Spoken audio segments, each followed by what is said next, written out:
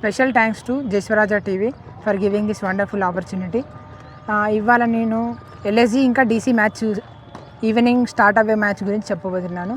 దాంట్లో ఇద్దరికి 50-50% ఛాన్స్ ఉంది. ఇద్దరిలో మంచి ఆల్రౌండర్స్ ఉన్నారు, బ్యాటర్స్ ఉన్నాడు. ఇంకా నికోలస్ పూరన్ కూడా మంచి పర్ఫార్మెన్స్ చేశాడు పాత ఇయర్లో. ఇంకా రిషబ్ పంత్ గురించి చెప్పదలుచుకోలే, ఎట్లా కొట్టగలుగుతారు. ఇంకా దిగ్వేష్ రాతి మంచి స్పిన్ అగ్రెసివ్ యాక్షన్తో వస్తున్నాడు, ఇంకా సెలబ్రేట్ చేస్తారు అంతా. ఈ కుల్దీప్ యాదవ్ మాత్రం మిస్టరీ స్పిన్నర్ లాగా పనిచేయబోతున్నాడు డీసీలో. ఈ ఇద్దరిలో ఎవరని కాంపిటీషన్ చూస్తే ఇద్దరు ఓపెనర్స్ గట్టిగానే ఉన్నారు. ఇంకా వరల్డ్ కప్లో మంచి పర్ఫామ్ చేశాడు మార్క్రమ్ కూడా. మిచెల్ మార్ష్ మంచి హార్డ్ హిట్టింగ్ చేస్తాడు. ఇక డీసీలో చూస్తే ఇక కేఎల్ రాహుల్ మంచి పర్ఫార్మెన్స్ ఉన్నారు.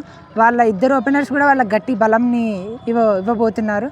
కాబట్టి ఇద్దరిలో ఎవరు గెలుపుతానని నైట్ మ్యాచ్ అయిపోయేంత వరకు కూడా మనం చెప్పలేకపోతాం. ఇవాళ మ్యాచ్లో జరిగినా కానీ ముంబై ఇండియన్స్ మాత్రం మంచి పర్ఫార్మెన్స్ ఇస్తుంది.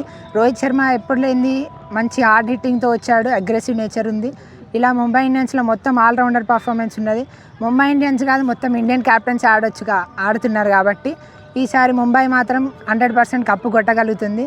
ఇక ముంబైతో పాటు కాంపిటీషన్ ఇవ్వడానికి ఎన్ని వచ్చినా కానీ వీళ్ళ నార్మల్గా అన్ని టీంలు 20 ఓవర్స్ ఆడతాయి. ముంబై ఇండియన్స్తో మాత్రం మిగిలిన టీంలు 16 ఓవర్స్ ఆడతాయి. ఎందుకంటే జస్ప్రీత్ బుమ్రా 4 ఓవర్స్ చూసేసుకుంటాడు, అయిపోయింది. ఇక్కడితో వాళ్ళు 16 ఓవర్స్ మ్యాచ్లో వాళ్ళు ఎంత కొట్టగలిగినా Mumbai Indians batting lineup strong ఉంది. కాబట్టి వాళ్ళు ఏం చేసినా ఇక వాళ్ళ మెంటాలిటీని బట్టి, వాళ్ళ మైండ్ సెట్ని బట్టి మ్యాచ్ అటో ఇటో తిరగబోతుంది. ఐపీఎల్లో 10 టీంలు ఉన్నా కానీ కొన్ని టీంల వరకే మనకి ఇప్పుడు స్ట్రాంగ్ అనిపిస్తున్నాయి. పోయిన సీజన్ ఇంకా మన ఆర్సీబీ ఉన్న పంజాబ్ గెలిచినా కానీ ఇప్పుడు పంజాబ్ అంత అనిపించట్లేదు. ఆర్సీబీ వాళ్ళు మళ్ళీ ఫస్ట్ మ్యాచ్తో గెలిచి వాళ్ళు మళ్ళీ ఒక వైబ్ని అనేది క్రియేట్ చేశారు విన్నింగ్లో. పంజాబ్ వాళ్ళు కూడా అదే బౌలింగ్ లైనప్తో వస్తే ఫైనల్ మ్యాచ్లో మళ్ళీ పోయినసారి లాగా చేసిన మిస్టేక్లు ఇప్పుడు చేయకుండా ఉంటుంది. అంటే మిస్టేక్ కాకుండా ముందుకు పోతుంటే వాళ్ళు కూడా మళ్ళీ వచ్చే ఛాన్స్ ఉన్నది. ఈసారి డీసీలో కూడా చాలా ప్లేయర్స్ ఉన్నారు. ఎల్ఎస్జీలో కూడా బౌలింగ్ లైనప్ కొంచెం వీక్ అనిపిస్తుంది, కానీ ఓకే. సిఎస్కే వాళ్ళు నిన్న చాలా తక్కువ కాల్ అయినా వాళ్ళ దగ్గర ప్లేయర్స్ ఇంప్రూవ్ చేసుకొని వస్తే వాళ్ళు కూడా బాగా ఆడగలుగుతారు. అలాగే ఇంకా మిగిలిన టీమ్స్ వాళ్ళు కూడా కాంట్రిబ్యూట్ చేస్తారు. కేకేఆర్ ఓడిపోయిల్లని నెక్స్ట్ టైం మంచి రివెంజ్ ఇస్తారు అని కోరుకుంటున్నాను మిగిలిన టీం వాళ్ళు.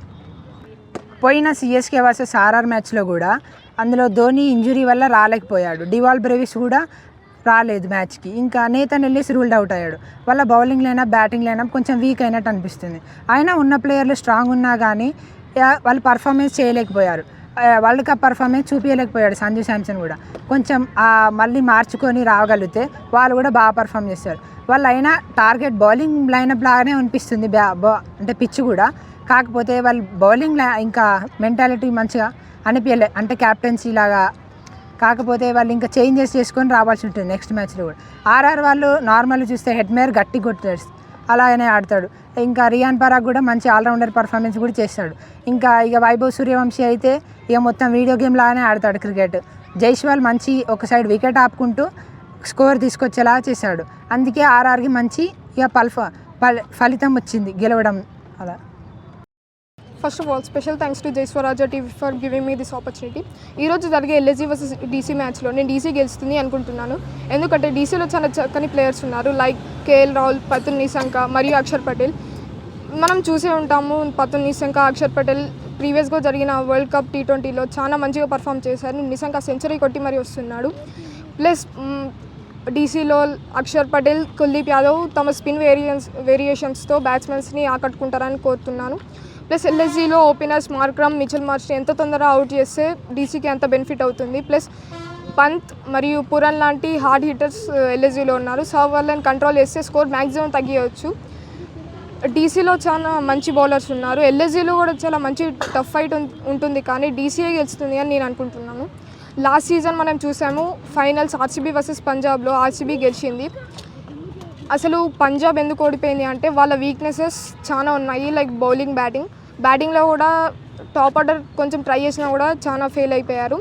ఈసారి ఆర్సీబీ టీమే మళ్ళీ కప్పు కొడుతుంది అని నేను అనుకుంటున్నాను. ఎందుకంటే ఆర్సీబీ మన ఈ సీజన్లో ఫస్ట్ మ్యాచ్ గెలిచి అదే టీమ్ స్పీడ్తో వస్తున్నారు. ప్లస్ వాళ్ళ బ్యాటింగ్ కానీ, బౌలింగ్ కానీ, ఫీల్డింగ్ కానీ చాలా చక్కగా ఉంది. మనం చూసాము ఫిల్ షాట్ మంచి క్యాచ్ పట్టాడు. And plus Virat Kohli, Phil Salt లాంటి వాళ్ళు కూడా మంచి ఫామ్లో ఉన్నారు. పడికల్ కూడా మంచి 60+ కొట్టాడు పైన మ్యాచ్లో. సో ఈసారి కూడా నేను ఈ ఐపీఎల్ సీజన్ ఆర్సీబీ కప్పు కొడుతుందని నేను కోరుతున్నాను. డీసీలో చాలా మంచి ఓపెనర్స్ ఉన్నారు. కేఎల్ రాహుల్ మరియు Pathum Nissanka mostly opening of DC అని అందరూ అభిప్రాయం. ప్లస్ ఇప్పుడు పతున్ నిశంక T20లో మంచి ఫామ్లో ఉన్నాడు. ప్లస్ కేఎల్ రాహుల్ కూడా డొమెస్టిక్ క్రికెట్లో చాలా చక్కగా రాణిస్తున్నాడు. సో వాళ్ళు ఎంత స్కోర్ కొడితే అంత డీసీకి బెనిఫిట్ అవుతుంది. ప్లస్ ఎల్ఎస్జీలో బౌలర్స్ ఫామ్లో లేరు, లైక్ షమి ఉన్న మయాంక్ యాదవ్ ఈ మధ్య ఫామ్లో లేరు. వాళ్ళు డొమెస్టిక్లో కూడా సరిగ్గా పర్ఫామ్ చేయట్లేదు. సో అది అడ్వాంటేజ్ తీసుకొని డీసీ వాళ్ళు మంచి స్కోర్ కొట్టుకుంటే వాళ్ళు గెలుస్తారని నేను ఆశిస్తున్నాను. సో ఇప్పుడు ఐపీఎల్లో ఉన్నటువంటి అన్ని టీమ్స్లలో నీ ఫేవరెట్ టీమ్ ఎవరు? ఇప్పుడు ఐపీఎల్లో ఉన్న అన్ని టీమ్స్లో నా ఫేవరెట్ ఆర్సీబీ. ఎందుకంటే దానిలో చాలా చక్కని బ్యాట్స్మెన్స్, బౌలర్స్ మరియు ఫీల్డింగ్ కూడా చాలా బ్యాలెన్స్ కూడా ఉంది. బౌలింగ్ ఫెయిల్ అయితే బ్యాటింగ్ మంచిగా చక్కగా రాణిస్తున్నారు, బ్యాటింగ్ ఫెయిల్ అయినా బౌలింగ్లో చూసుకుంటున్నారు, ఫీల్డింగ్ అద్భుతంగా చేస్తున్నారు. కాబట్టి ఈసారి కూడా ఆర్సీబీ గెలుస్తుందని నేను కోరుకుంటున్నాను.